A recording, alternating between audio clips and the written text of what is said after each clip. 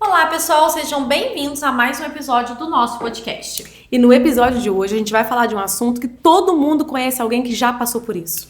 Golpes digitais e fraudes online. E para explicar como esses golpes funcionam e o que a gente deve fazer, a gente conta hoje com uma especialista aqui, a doutora Júlia Mufato. Muito prazer estar aqui novamente junto de duas grandes doutoras que tanto admiro. Júlia, conta pra gente, quais são os golpes digitais mais comuns atualmente? A gente percebe que com o avançar da sociedade, as tecnologias, os golpes estão cada vez mais sofisticados e que a cada dia se reinventam, as pessoas que praticam esses golpes na forma de execução. A gente percebe um padrão que é se passar por pessoas, parentes e também por bancos. E nós, advogados, recentemente estamos sentindo na pele esse se passar por uma pessoa, que é um golpe muito comum, Sim. que é o golpe do falso advogado. Ele, sem dúvida, é um dos maiores, assim como o Pix, um parente pedindo Pix, o banco falando de um Pix indevido para você questionar. Então, esses, sem dúvida, são os de maior recorrência. Ainda continua tendo o WhatsApp clonado? Com certeza. O WhatsApp clonado ou até mesmo fingindo se passar pela pessoa com outro número e a foto e o nome, assim como hackear mesmo o WhatsApp. E é importante mencionar que existem medidas que todos podem tomar para evitar que as suas contas sejam invadidas, como a autenticação em 2 fatores, que é um instrumento de segurança básico e extremamente fácil. E o próprio que o telefone te permite fazer nas configurações do próprio aparelho.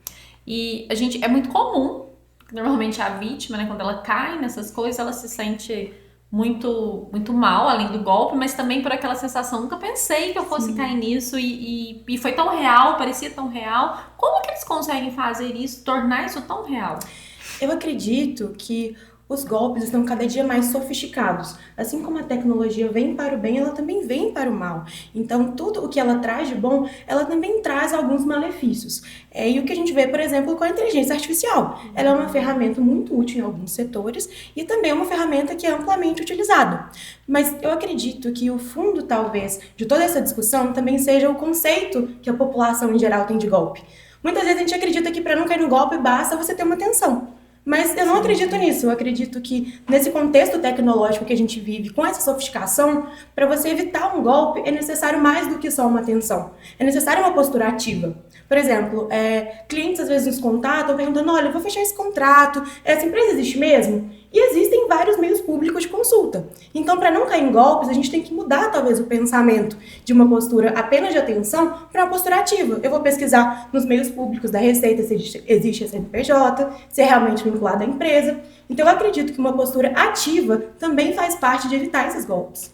Essa questão da postura ativa, ela é interessante. Eu vi uma moça relatando de um golpe que ela sofreu e assim, ela não caiu exatamente por isso, porque ela teve essa noção.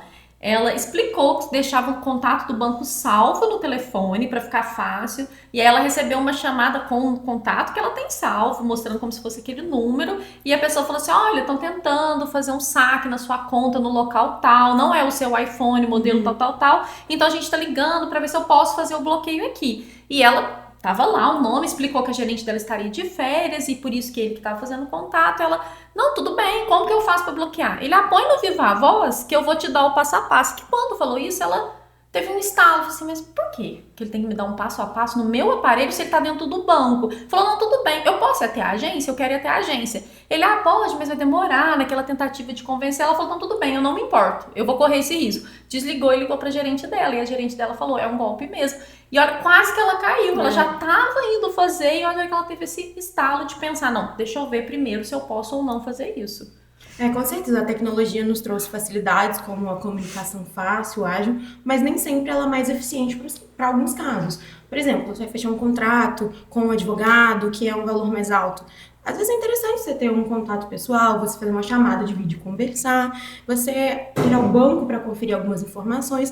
Apesar das facilidades, nem sempre elas são indicadas, nem sempre elas são as ideais para o momento e para a oportunidade. Sim, e nesses golpes, Júlia, o uso dos dados pessoais também é um facilitador, né?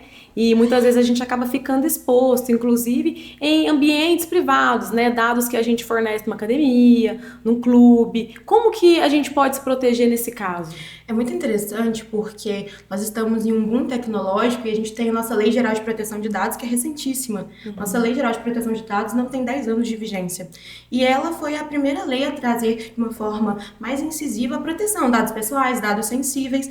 E é interessante porque a lei é válida, vigente, e mesmo assim a gente vê que não é observada, mas acredito que muitas vezes porque nós não entendemos os nossos direitos e fazemos valer. É até interessante porque ontem fui a uma dessas lojas grandes que vendem várias coisas, comprar cabide. Aí, para comprar o cabide, eu tinha que colocar o meu CPF. Mas eu quero comprar 12 cabides, eu tenho que dar meu CPF. E exigiu-se e não concluiu a venda porque eu me recusei a dar meu CPF. Por quê? Eu não sei qual a segurança aquela loja de departamento oferece. Uma loja de departamento não me parece ser a loja mais indicada para oferecer uma proteção de dados, de uma planilha que eles tiverem. Então, cabe a nós também, com certeza, tomar esse cuidado porque nós temos esse direito. A LGPD nos protege nesse sentido. Inclusive com relação à nossa imagem, né? Esses locais privados como academias, como lojas, escolas, pode haver proibição para filmagens nesse espaço? Pode existir algumas proibições, especialmente nas escolas, em relação a uniformes, identificação das crianças e até um contexto criminal levando isso. A gente vê cada vez mais, até um artigo muito interessante de muitos criminalistas sobre a questão da exposição da imagem das crianças e a questão de assédio, de estupro de vulnerável, que isso vem crescendo. Você acompanhar a rotina das crianças através de publicações da escola, dos próprios pais, é uma questão que realmente vem crescendo. Facilita muito, né, a aplicação de com certeza. Informações. Às vezes a mãe, a escola acredita que esteja mostrando, olha que legal a criança brincando, mas ela está vulnerando a criança, mostrando a rotina dela. Acaba que, apesar das redes sociais nos conectarem e permitir estar próximo de quem está longe, ela também acaba nos deixando muito vulnerável, com muita informação de rotina, de horário. Com certeza. O pessoal aconselha muito, né? Não postar na hora, postar um pouquinho depois, não fazer sempre no exato aquele momento, para que as pessoas não consigam entender a sua rotina, né? Isso é importante. A informação hoje é poder. Todo mundo que detém informações, dados, são as pessoas mais poderosas. O dinheiro, eu acredito que deixou de ser a ferramenta mais importante. Dinheiro não é mais bastante. Você ter informações e saber como trazer as pessoas talvez seja a maior moeda de troca.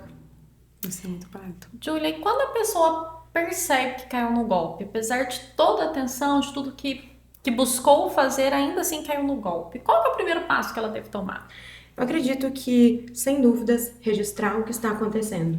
É sempre importante, naquele momento, documentar tudo o que está acontecendo, ou seja por meios extraoficiais, tirando prints, procurando informações por meios de informações abertas, seja providenciando um boletim de ocorrência, porque é um meio que você vai deixar registrado e talvez naquele momento você se lembre da dinâmica dos fatos, com uma clareza de detalhes que talvez, passado uma semana, você não se lembre mais.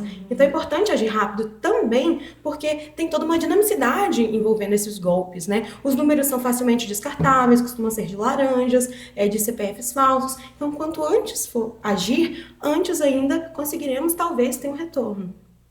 E muitas vezes a vítima sempre tem aquela impressão de que o prejuízo é todo meu. Eu levei o golpe, então eu vou ficar com prejuízo, mas isso é real? Tem possibilidade, por exemplo, de um banco ser corresponsabilizado, de plataformas digitais? Como que isso funciona? Ou realmente a vítima sempre vai ser responsabilizada sozinha por isso? Como tudo no direito, depende. Mas existem sim previsões tanto jurisprudenciais, que é o conjunto de decisões dos tribunais, quanto normativas, por exemplo, do Banco Central, que tem o MED, o Mecanismo Especial de Devolução, que depois de 80 dias do golpe, o cidadão ele pode requerer ao banco o bloqueio daqueles valores. A pessoa que recebeu aquele PIX supostamente fraudulento, ele tem 30 dias para questionar, explicar ao Banco Central, não, isso aqui não é um golpe, por isso, por aquilo. E então o Banco Central vai julgar se de fato aquilo lá foi fraudulento ou não. E isso incide, inclusive, em bloqueio nas contas da pessoa que supostamente teria recebido os PIX falsos. Então, assim, realmente existem mecanismos. E também outras instituições. Uma decisão muito interessante que responsabiliza também uma instituição privada e que tutela dados, que é muito interessante, é a da OAB de Minas, que a presidência do Dr. Gustavo Chalfun, ela conseguiu uma liminar para responsabilizar a Meta, para que ela tomasse providências a partir do golpe do falso advogado. E a liminar, ou seja, antes de encerrar o processo, já conseguiu que a Meta tomasse, sim, medidas para que isso não acontecesse. E uma medida muito interessante que eu vi, que eu acho que é talvez mais eficaz que a gente aumentar a pena de crimes, não sei se você conhece o Matheus Costa. Ele é um blogueiro, ele faz vídeos pro Instagram. Os vídeos dele batem 6 milhões de visualizações. E a Meta contratou ele para divulgar como acontece o golpe do falso advogado, a partir da decisão requerida pela OAB de Minas Gerais.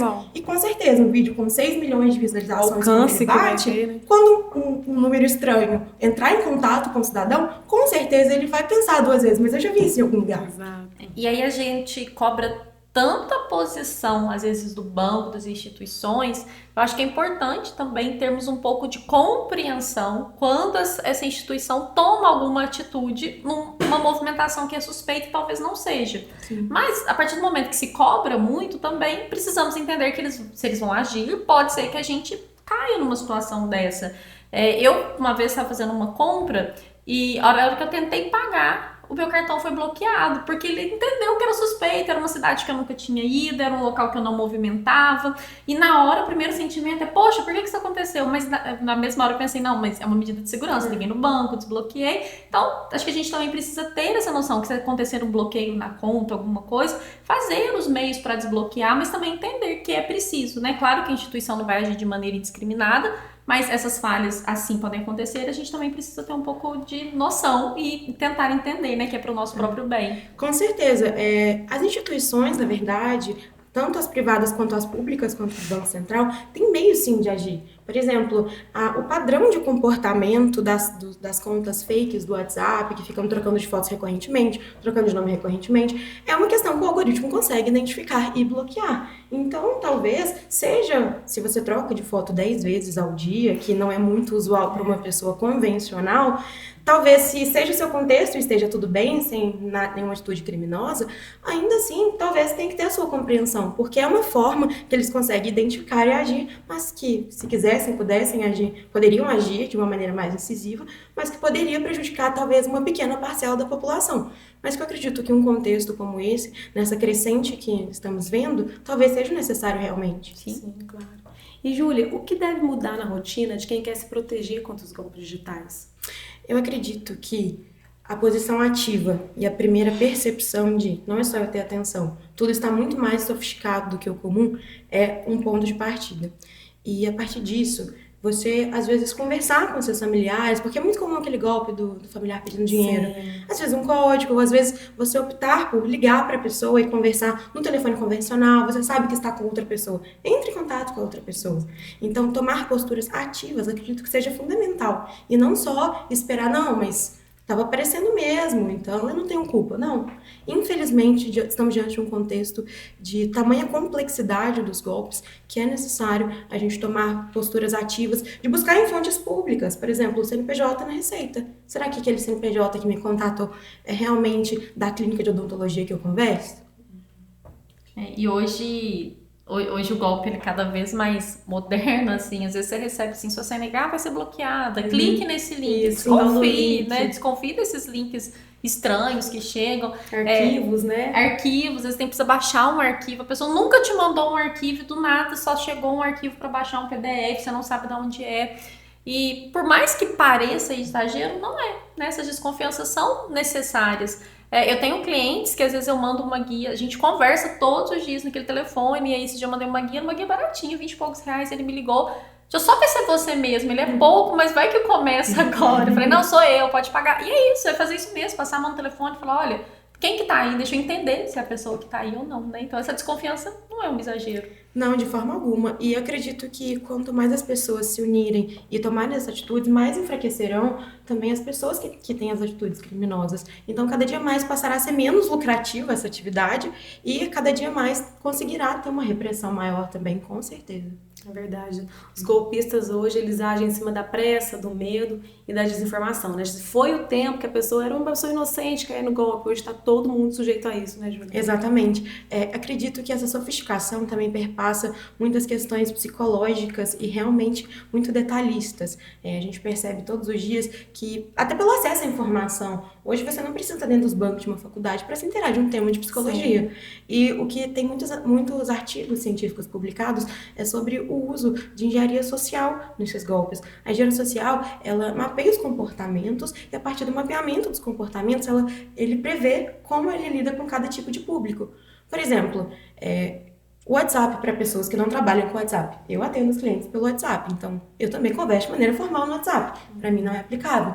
Mas para uma pessoa que tem WhatsApp apenas de modo pessoal, se você receber uma mensagem no WhatsApp, você não vai lidar com a mesma seriedade e que você receber no e-mail. Você responde o e-mail prezado, você responde o WhatsApp, oi, tudo bem? Tudo direto. Então, quando você aborda a pessoa pelo WhatsApp, ela tende a ter menos cautela, entende que é um ambiente seguro para muitas pessoas que não usam de modo profissional. Então, esse mapeamento, tanto de faixa de idade, de profissão, é realmente um mecanismo que tem sido cada vez mais sofisticado. E isso atrelado também às redes sociais. Todo mundo procura o meu nome hoje no Instagram e sabe o que eu faço, onde eu moro, onde eu trabalho. Seus hábitos. Tudo o que aconteceu. Se jogar meu nome no Google, você vai ter uma série de informações sobre a minha vida. Então, para a pessoa me abordar, é muito mais fácil. Uma situação interessante que aconteceu semana passada é que eu vi um lustre para comprar para minha sala no Classificados do Facebook. E eu entrei em contato com a pessoa no Facebook. De repente, um número entrou em contato comigo no WhatsApp com uma foto de uma amiga falando: amiga, eu vi que você comentou na foto do lustre, eu tenho para vender, compre o meu. E eu demorei, eu conversei, mas você trocou de número? Ela, troquei, o DDD era o mesmo. Eu até estranhei. Depois de assim, 5 minutos de conversa que eu caí em mim. Então, a pessoa já tem um mecanismo de ir atrás de uma foto de uma pessoa que era do meu convívio para que a abordagem fosse de uma maneira pessoal. Porque ela sabe que talvez no WhatsApp eu também tivesse contato profissional e teria esse ressalvo. Então, cada dia mais a engenharia social tem sofisticado os golpes cada dia mais. Júlia, se você tivesse que deixar um conselho prático para quem está nos ouvindo, o que seria? Previna-se no sentido de guarde os seus dados. Os seus dados são muito importantes. A sua privacidade é muito importante. O seu CPF é muito importante. E tenha uma postura ativa. Não são pessoas desavisadas que caem em golpes. Cada dia mais está mais sofisticado e tudo que tende é a ampliar. Então, nós, enquanto cidadãos, temos que ter, sim, uma postura ativa. A gente não pode mais aceitar uma postura passiva de eu vou denunciar e pronto. A gente pode denunciar, pode correr atrás, estamos aqui para isso. Mas é importante a gente evitar cada dia mais que todos esses golpes aconteçam. A gente espera que essa conversa tenha ajudado vocês que estão nos ouvindo a pensar um pouquinho mais sobre como se proteger e evitar cair nesse tipo de golpe. Isso, informação também é uma forma de prevenção. Muito obrigada, Júlia, pela sua presença, todos os esclarecimentos. É sempre um prazer estar aqui. Para nós também é sempre um prazer recebê-la. Muito obrigada a todo mundo que ouviu a gente até aqui e até o próximo episódio. Até a próxima. Tchau, tchau.